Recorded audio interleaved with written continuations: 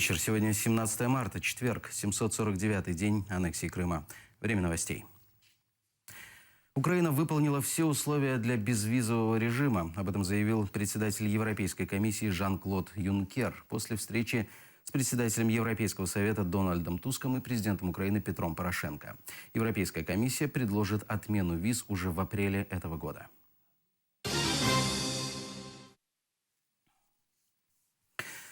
Продолжается очередное заседание Верховного суда Крыма по делу о запрете деятельности Меджлиса крымско-татарского народа в связи с экстремистской деятельностью. Заседание было перенесено из-за необходимости изучения материалов, предоставленных прокуратурой Российской администрации полуострова в качестве доказательств их иска. В зал суда допустили первого заместителя Меджлиса Наримана Джиляла и адвоката Джемиля Темишева. Членов Меджлиса, СМИ и других попросили покинуть помещение до вынесения приговора. Сейчас суд продолжается. После длительного совещания принял решение удовлетворить ранее поданное ходатайство защиты в той части, что необходимо детализировать, кто из подсудимых, когда, в отношении кого применял насилие, где, какие там разрабатывались там эти планы по дестабилизации ситуации. Какое государство, Украина или Россия, в результате этих действий пострадало? После такого ходатайства суд пришел в замешательство и в конце концов принял решение удовлетворить ходатайство и отправить данное судебное дело на доследование в следственные органы и в прокуратуру. Ну, они опять со статус подозреваемых, значит, переходят, да? Им должны вручить новое обвинительное заключение, полностью где детально будет указано их правонарушения. После этого все это дело должно быть передано в прокуратуру, а потом уже в судебную инстанцию. Ну и, к сожалению, все это время они будут находиться под арестом. На российское правосудие рассчитывать не стоит, и нужно готовиться к запрету Меджлиса в Крыму. Правозащитники спрогнозировали развитие судебного преследования представительного органа крымских татар на полуострове. Они же оценили способности Украины защитить своих граждан. Запрет Меджлиса в Крыму превращает крымских татар в потенциальных экстремистов и террористов, уверены правозащитники. Силовым структурам России не придется доказывать вину человека. Для обвинительного приговора хватит свидетельства о его участии в работе национального представительного органа или симпатии к нему. В ответ на действия России украинский омбудсмен Виктория Лутковская предлагает оформить официальный статус этой организации в Украине. Ми ще досі не прийняли відповідний проєкт закону, який визначає статус корінних народів. Це раз. Не зовсім дзеркального, але відповідного кроку з боку України на можливу акцію в Російській Федерації щодо заборони Меджлісу, можливо, одним з варіантів могло б бути те, що у нас в законодавстві з'явився би такий орган.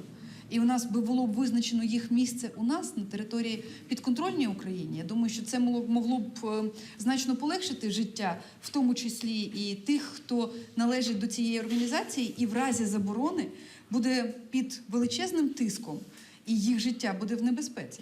Чтобы защитить своих граждан, Украине понадобится международная поддержка, уверены правозащитники. Одним з таких точок прикладання зусиль – це все ж таки зараз говорити про необхідність посилення цих санкцій міжнародних. Да, звичайно, це не має такої гарантії, що зупиняться всі політичні переслідування, але це буде чіткий сигнал Російської Федерації, що міжнародна спільнота спостерігає за погіршенням клімату, прав людини на території і ефективно діє. Пока же Украина может гарантировать безопасность только на подконтрольной ей территории. За 2 года Крым уже покинули 22 тысячи человек. После запрета Меджлиса поток переселенцев может вырасти, считают эксперты. Роман Спиридонов, Асан Иминов, Заман, АТР. Меджлису мстят за референдум и выборы в Крыму. Об этом на брифинге заявил член Меджлиса Искендер Бариев. 2 года назад крымские татары массово проигнорировали их. Кроме этого, оккупанты не смогли договориться о сотрудничестве с представительным органом коренного народа. Запретом Меджлиса оккупационная власть планирует вытеснить за пределы Крыма активных людей. Сегодня, в 21 веке, мы являемся свидетелями тех сталинских судов и Советского Союза, и нацистских судов фашистской Германии. Суд, который проходит над Меджлисом крымско-татарского народа, это практически суд над всем крымско-татарским народом. Оккупационная власть будет пытаться либо этих людей загнать в ту ситуацию, когда они не смогут проявлять активно свою работу, либо для того, чтобы вытеснить их вообще за пределы Крыма. Однозначно Меджлис будет продолжать свою работу. И уже подготовлено положение о чрезвычайном режиме работи національних органів самоуправління кримськотатарського народу. Вирішити цю проблему от тільки точечно, тільки говорячи там про справи от тих більше 30 кримських політичних ув'язнених сьогодні, це мало що дасть. Це потрібно, на все це потрібно дивитися дійсно в широкому пакетному контексті, зокрема і анексії Криму. Просто думати всім, в тому числі і в країнах Заходу, які зацікавлені в зніманні санкцій стосовно Росії, про те, що вони також відповідальні значною мірою за те, що сьогодні відбувається в Криму, і, зокрема, навколо Меджлісу. Беременная жена фигуранта дела Хизбут Тахрир осталась с ребенком и без кормильца. Жена и мать Вадима Сирука оказались в сложном положении. Они считают, что Вадима задержали незаконно, ведь во время обыска у них дома ничего запрещенного не нашли. Однако он до сих пор остается под арестом. Эмир Усейна Куку, Энвера Бекирова, Муслима Алиева и Вадима Сирука подконтрольный России суд Крыма оставил под стражей до 8 апреля 2016 года. Мне, конечно, очень тяжело говорить.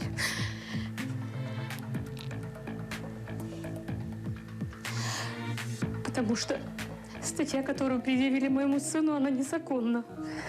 Он очень много проводил времени свободно, что у него было, проводил время со своим ребенком. Сейчас они решили завестись вторым ребенком. Вечера он проводит с ребенком, день и ночь он приезжает поздно, уставший. Со здоровьем у него не очень хорошо, но он старается, потому что он знает, что надо семью обеспечивать. Будущее какое-то для них строить. Распечатанный на бумажке там список с каких-то там слов, которые вот они, например, в поисковике в компьютере вбивали, там проверяли. Собственно, книги, там какая-то вот печатная продукция, которая у нас была, там книги, какие-то газеты, чего-то такое, все у нас остались дома. В общем-то, даже не сказали слово, что он задержан. Нам сказали, что он проедет вместе с ними в отделение ФСБ Ялты для того, чтобы как-то до дачи объяснений или как-то вот так это было. Тем не менее, как только он вышел за дверь, больше мы его не видели. Почему задержали? Потому что, во-первых, потому что он мусульманин. То есть это, наверное, первая и самая основная причина. Это пугает всех находящихся здесь жителей, чтобы они не принимали ислам, потому что он у нас славянин, он украинец. А принял веру другую. Может, из-за этого, я так думаю, что, наверное, из-за этого, чтобы было неповадно другим. Это просто пугает. Ассоциация репрессированных народов подготовила электронную петицию в поддержку крымских политзаключенных. Ее направят министру иностранных дел Германии Франку Вальтеру Штайнмайеру, поскольку в этом году Германия возглавляет Организацию по безопасности и сотрудничеству в Европе. Авторы петиции считают, Штайнмайер должен воспользоваться своим положением в ОБСЕ, чтобы вести диалог с представителями российской власти в Крыму и способствовать освобождению Ахтема Чийгоза, Али Асанова и Мустафы Дегерменджи. По мнению международных институтов, Европейского парламента и Совета Европы, крымские татары систематически дискриминируются на полуострове. Подписать петицию может любой на сайте change.org.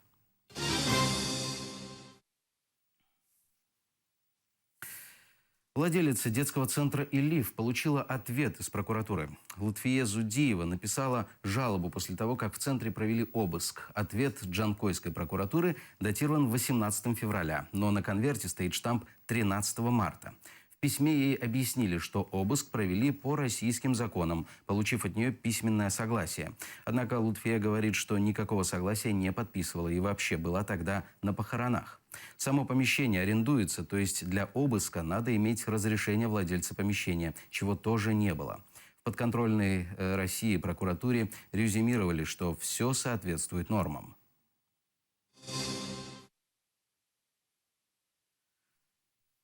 Автоинспекция в Крыму будет работать круглосуточно, а за украинские номера не будут штрафовать до июля. Об этом заявила прокурор российской администрации Крыма Наталья Поклонская и в Крымской дорожной инспекции подконтрольной России. Решение не стало сюрпризом. Крымчане больше месяца пытаются убедить оккупационные власти полуострова, что заменить номера до апреля нереально. Если человек не успел пройти всю перерегистрацию, то на первый, на протяжении 3 месяцев после уже вступления в силу новых нормативов никто привлекать к реальной ответственности, к административной не будет. То есть будут для начала приниматься предупредительные меры, то есть меры предупредительного характера. Ну а потом уже, если совсем не будут оформлять, переоформлением заниматься, тогда уже будут наказывать к административной ответственности. В Крыму на неделю ограничат электроснабжение. С 19 по 26 марта планируется снижение подачи электроэнергии из России в 250-380 мегаватт. Это связано с ремонтными работами по строительству энергомоста из Кубани, говорят в Крымэнерго.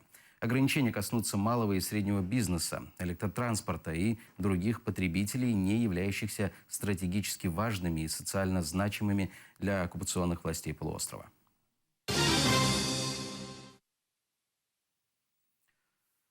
В Крым приедет российский президент. Владимир Путин завтра посетит полуостров, чтобы якобы ознакомиться со строительством моста через Керченский пролив. Об этом сообщает сайт главы России. Также Путин проведет оперативное совещание по вопросам социально-экономического развития Крыма и Севастополя.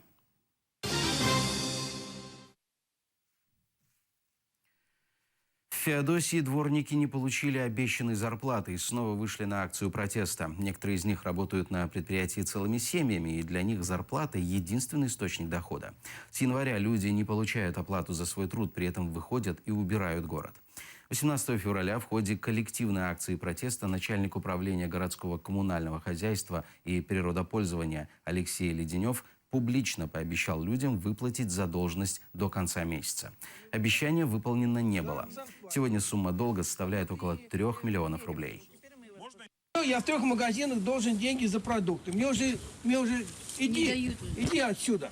Уже все, за свет надо заплатить, за это. Я сейчас дадите эти копейки, которые нам чуть-чуть так подкидывают, для того, чтобы наши штаны не упали. А у нас нет сил голодными работать. Ну, даже по телевизору показывают, наш докладывал Задолженности нету. и сказал, что задолженности по зарплате нету. Что-то, да кому-то доверить. Задолженности по зарплате нету. Можно я хотя бы хоть слово скажу? Нам надо не слово, нам надо деньги. Ну сейчас, подождите, у меня в машине в багажник, наверное, полный денег, я, наверное, сейчас вытащу и вам их отдам. Ну, Человек вы даже не этот хотите обещал. послушать, что... Уже обещал. Через 2 недели человек этот обещал. Через 2 недели обещал. Вы же уже написали, Оксана. Результат что? Нет, а мы все, Еще предложения какие? этого дела. Путину писать, вы получаете зарплату, а люди не получают. И что вы это поете сейчас стоите? Мы не выйдем на работу до тех пор, пока вы не выдадите заработную плату. Я не могу вас принудить выходить на работу. У нас проблема, чтобы город был чистый. Правильно. А ваша проблема нам за это заплатить. Правильно, поэтому я еще раз повторяю, что И мы смотрите... свою проблему, несмотря на то, что нету денег, решаем. Город чистый. И за это я еще раз говорю, вам хвала и Спасибо, на благодарность. хлеб не намажешь. В России запретили автопробеги. Госдума приняла, а президент подписал поправки в закон о собраниях и митингах, по которым автопробеги и палаточные лагеря теперь нужно согласовывать. Иначе штраф для граждан до 300 тысяч рублей, а для юридических лиц до 1 миллиона. Автомобилисты считают, в России больше нет легальных способов проводить массовые акции без согласования с властями. Мы сейчас должны с любой фигней соглашаться, которую они там себе напишут. Работы-то все равно нету. Платить никто не хочет, ничего. Ну, экономика-то ниже плинтуса уже. Они смотрят, что было на Украине, видят, что использование автомобилей внесло довольно большую лепту в дело Майдана. Они проецируют вот эти страхи собственные на Россию, где, в общем, совсем другая повестка дня и совсем другие проблемы. Под их понятие массового мероприятия теперь попадают свадьбы, похороны, клубные поездки на рыбалку. Вчера ушла из жизни младшая сестра известного крымско-татарского писателя Джингиза Дакджи Айше Дакджи. Ее похоронили сегодня в селе Эски-Орда, Лозовое, Симферопольского района. О ее смерти сообщила главный редактор газеты «Яңа Дунья» Зера Бекирова. Она написала: «Самой большой мечтой Айше Дакджи была встреча со старшим братом, с которым они расстались в годы войны. Но этого не произошло. Они общались только по телефону, а увидели друг друга благодаря фильму телекомпании ТРТ». Известный крымско-татарский прозаик Джингиз Дакджи большую часть жизни провел в Великобритании, где и умер. По его просьбе тело привезли в Крым и похоронили в его родном селе Кызылташ, Краснокаменка, под Ялтой в 2011 году. Ayşe, İmsotay kız aydı getir atlanayım adıma. Dağlar keçip düşeyim men annemin katıda. Dağlar keçip bu vatanın merkezine karayım. Annemin kovan жіберген gözlerine karayım. Dayı annem sağ olganda insanoğlu koralmaz. Annem bilen ösken yürek hiçbir vakit yorulmaz.